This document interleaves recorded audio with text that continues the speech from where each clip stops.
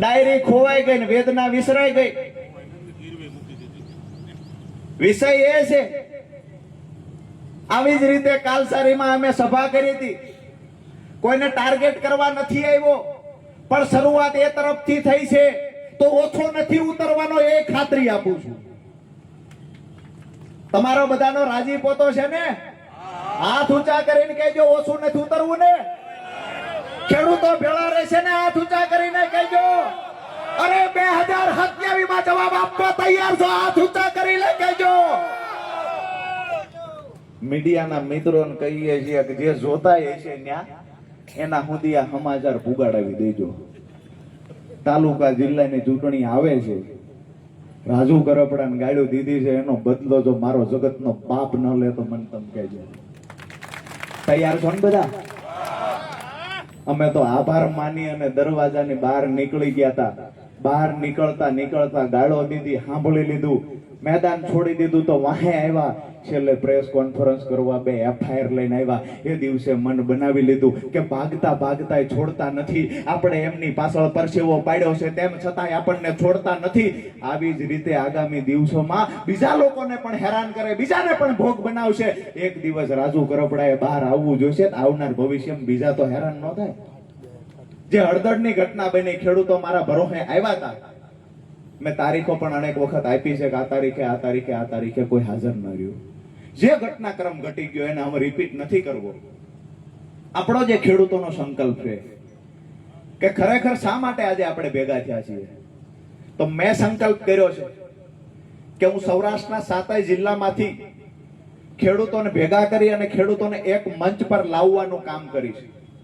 બિન રાજકીય રીતે દરેક તાલુકા અને જિલ્લા મથકે ખેડૂત સમિતિ બનાવીશું. મજબૂત જ્યારે સંગઠન બની જશે ત્યારે મહત્વના 3 મુદ્દા ખેડૂતોને કેમ કરીને દેવામાંથી બહાર કાઢી શકાય, ખેડૂતોનું દેવું માફ થાય. બીજો મુદ્દો કે ફરી વખત ખેડૂત દેવાદાર ન બને એટલે ખેતર સુધી સિંચાઈનું પાણી પહોંચવું જોઈએ.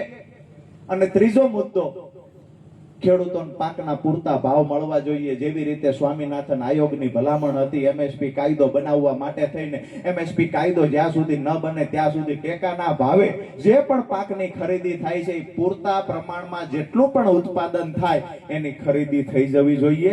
અને ખેડૂતોને ખરેખર મોંઘવારી, જે ઉત્પાદન ખર્ચ વધે છે એ પ્રમાણે પાકનો ટેકાનો ભાવ પણ મોંઘવારી પ્રમાણે નક્કી થવો જોઈએ. આ 3 મુખ્ય મુદ્દા છે. બાકીના સાથે જે મુદ્દાઓ છે તો હાઈ ટેન્શન લાઈનને લઈને જે ખેડૂતોને હેરાનગતિ થાય છે, જેમાં ખેડૂતોનું વળતર પૂરતું ચૂકવવામાં આવતું નથી, કંપનીઓ ખેડૂતો પર દાદાગીરી કરે છે. આવનાર સમયમાં એના માટે પણ લડીશું. સિંચાઈના પાણી માટે તો વિસ્તાર વાઇઝ જ્યાં પાણી નથી પહોંચ્યું ત્યાં લડીશું. આ જ વિસ્તારની અંદર જંગલ વિભાગનો જ્યારે પ્રશ્ન હોય છે ત્યારે એના મુદ્દે પણ જ્યારે તમે હાકલ કરશો ત્યારે તમારી ભેળા ઉભા રહેશું ને એના માટે થઈને લડશું. તે કોઈ પણ જેલનો ડર બતાવે, કોઈએ ડરપોક કીધા, કોઈએ ભાગેડું કીધા, કોઈએ ગદ્દાર કીધા, જેવા એમની પાર્ટીમાં હતા ત્યાં સુધી મળદ મુસાળો હતો. રાજુ કરપડા ને 56 ની સાથી મળદ મુસાળો બધું હતું. પાર્ટી છોડીને 20મી મિનિટે રાજુ કરપડા ગદ્દાર થઈ ગયો, ડરપોક થઈ ગયો.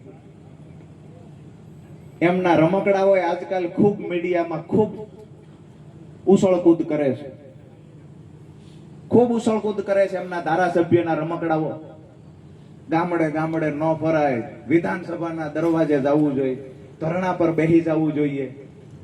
આમ આદમી પાર્ટીના અહીંના નેતાઓ આવી વાતો કરે છે. આજે ગરવા ગિરનારની સાક્ષીએ કહું છું, રાજુ કરપડા આવતીકાલે બેસી જવા માટે તૈયાર છે. જ્યાં સુધી દેણા માફ ન થાય ત્યાં સુધી રાજુ કરપડાની વિધાનસભાના દરવાજા બહાર ધરણા પર બેસી જવાની તૈયારી છે. જો વિસાવદરના ધારાસભ્યની તાકાત હોય તો મારી ચેલેન્જ સ્વીકારે. અમે બેય તૈયાર છીએ, મારી તૈયારી છે. તમારી તૈયારી હોય, ખેડૂતો માટે લાગણી હોય તો આવી જાઓ. જો ધરણાથી પ્રશ્ન સોલ્વ થતો હોય તો મારી તૈયારી છે. પણ તમે તો કાયમથી એ કામ કર્યું છે. અમારા ગામડાઓમાં 2 ખૂટિયા બાજતા હોય શિષ્કારવાનું કામ કોઈ કરે. અહીંના ધારાસભ્યએ શિષ્કારવાનું કામ કર્યું છે. કેસ થયા જેટલી વાર થયા એટલી વાર કેસ રાજુ કરપડા ઉપર થયા અને મેં ઉપાડો એવો લીધેલો. ગઈ ચૂંટણીમાં ઘડીની નવરાઈ ન લો.